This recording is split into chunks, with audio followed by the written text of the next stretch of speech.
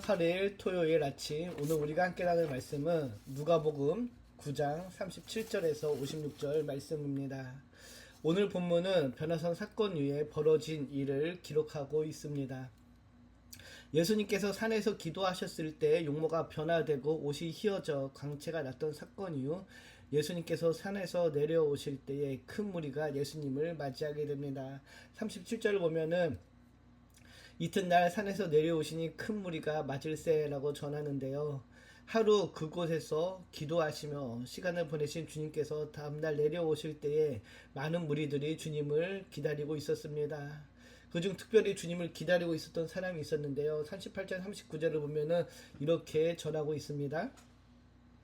무리 중에 한 사람이 소리질러 이르되 선생님 청컨대 내 아들을 돌봐 주옵소서. 이는 내 외아들이니이다. 귀신이 그를 잡아 갑자기 부르짖게 하고 경련을 일으켜 거품을 흘리게 하며 몹시 상하게 하고야 겨우 떠나가나이다. 무리 중에 한 사람이 예수님께 절규하며 자신의 외아들을 돌보아 달라고 간청합니다.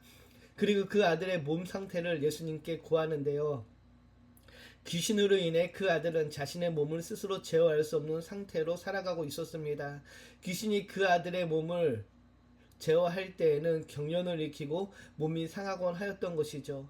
상하게 하고야 겨우 떠나가나이다 라는 이 말은 귀신이 그 아들의 몸을 제어함으로 그 아들이 경련하며 상하는 일이 반복되고 있었음을 알려주고 있습니다. 아버지는 그 아들을 치유하기에 제자들에게 와서 고침을 받기를 원했지만은 제자들은 실패합니다. 오늘 본문 40절을 보면은 제자들이 그 일을 감당하지 못했다라고 이야기하는데요. 예수님께서 이 땅에 오셔서 하나님 나라의 복음을 선포하고 전파하셨습니다. 그리고 주님은 이 사역에 12명의 제자를 택하시고 그들을 동역자로 세우십니다. 그리고 주님께서 행하신 일을 동일하게 행할 수 있도록 제자들에게 동일한 능력, 귀신을 내쫓고 병을 치유하는 능력을 주셨습니다. 우리가 이미 9장에서 살펴봤던 것처럼 제자들은 그 능력으로 나가서 복음을 전파하고 병든 자를 고치는 그런 능력을 발휘하고 경험했었습니다. 그런데 이 일이 제자들에게 말처럼 쉽지는 않았습니다. 40절을 보면은 제자들이 그 일을 감당하지 못했다라고 이야기하는데요. 귀신을 내쫓지 못하고 그 아들을 치유하지 못했던 것인데 그런 제자들과 사람들, 즉 모여있는 무리들을 향해 주님께서는 41절을 보면은 다음과 같이 이야기합니다. 믿음이 없고 패역한 세대여 라고 이야기하죠. 주님께서는 그들을 향해 믿음이 없고 패역한 세대라고 책망을 하십니다. 여기서 믿음이 없고 패역한 세대에는 하나님께서 하나님 자신을 믿지 못하고 부패한 광야 세대를 꾸짖을 때 사용한 표현인데요. 그들이 하나님을 믿지 못하고 하나님부터 멀어진 상태를 부패한 마음이라고 표현했었습니다. 예수님은 광야에서 이스라엘 백성의 상태에 탄식한 하나님의 마음으로 지금 무리를 꾸짖고 있는 것인데요. 귀신을 내쫓지 못한 이유가 무엇일까요? 바로 믿음의 문제였는데요. 이 사건의 평행 구절인 마태복음 17장 19절을 보면은 제자들이 예수님께 왜 우리는 쫓아내지 못했습니까? 라고 묻는 장면이 있습니다. 그때 예수님께서는 이렇게 대답을 하시는데요. 이르시되 너희 믿음이 작은 까닭이다라고 이야기하죠.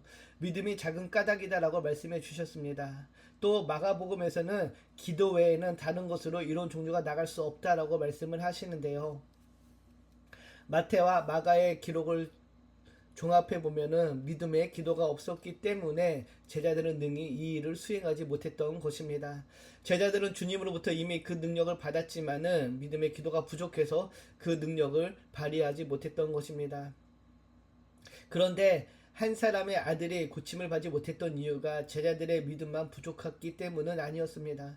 마가복음을 보면은 아들의 아버지가 예수님께 간청할 때에 무엇을 하실 수 있거든 도와주시옵소서라고 말하는데요. 그때 예수님께서 할 수 있거든이 무슨 말이냐, 믿는 자에게는 능치 못하는 일이 없다라고 말씀하십니다. 제자들뿐만 아니라 아들의 아버지 역시 믿음이 부족했던 것입니다. 믿음이 없고 패역한 세대는 제자들, 아이의 아버지, 그리고 당시 사람들 모두였습니다. 예수님을 믿지 못하고 그의 말씀에 순종하지 않는 사람들은 누구나 다 이 세대에 포함됩니다. 특히 하나님의 백성이라고 자부했던 광야 이스라엘 백성처럼 예수님의 제자들은 특권의식을 갖고 있었지만은 그들에게 주어진 능력을 불신 때문에 사용하지 못했던 것인데요. 제자들과 무리의 믿음 없음을 책망하시고 주님은 아이의 귀신을 제압하고 내쫓으십니다. 사람들이 주님의 행하신 모든 일을 놀랍게 여길 때 주님께서는 제자들에게 두 번째로 순환을 예고하시는데요. 본문 43절 44절을 보면은 이렇게 이야기합니다. 사람들이 다 하나님의 위엄에 놀라니라. 그들이 다 그 행하시는 모든 일을 놀랍게 여길새에 예수께서 제자들에게 이르시되 이 말을 너희에게 담아두라. 인자가 장차 사람들의 손에 넘겨지리라 하시되.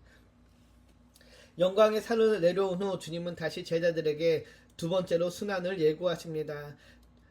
주님께서 사람들의 손에 넘겨져 고난 당할 것을 기억하라고 말씀하십니다. 그것이 예수님의 정체성이고 예수님이 가야 할 길이었으며 또 제자들이 감당해야 될 앞으로의 모습이었습니다. 주님의 순환과 죽음 없이 하나님 나라의 복음을 설명할 수 없기 때문입니다. 그러나 제자들은 그 말씀을 제대로 이해하지 못하고 깨닫지 못했습니다.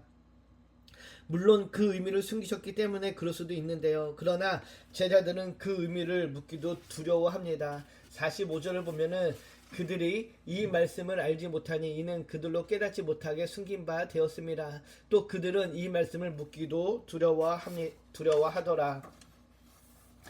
제자들은 예수님의 고난과 죽음과 부활을 통해 죄인을 구원하시려는 주님의 마음을 알지 못했습니다. 제자들은 여전히 예수님을 정치적 메시아로 이해하는 한계에 벗어나지 못했는데요. 제자들의 주님의 말씀을 이해하고 깨닫지 못했지만은 그것을 제대로 알려고 하지도 않았습니다.